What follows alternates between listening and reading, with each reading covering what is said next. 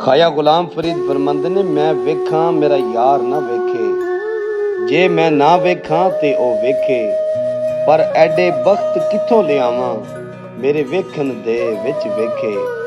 ਮਾਹੀ ਤੇ ਤੇਰੇ ਅੰਦਰ ਵਸਦਾ, ਤੈਨੂੰ ਐਵੇਂ ਪੈਣ ਭੁਲੇਖੇ, ਯਾਰ ਫਰੀਦਾ ਬੂਹੇ ਯਾਰ ਦੇ ਮਰੀਏ, ਭਾਵੇਂ ਵੇਖੇ ਜਾਂ ਨਾ ਵੇਖੇ।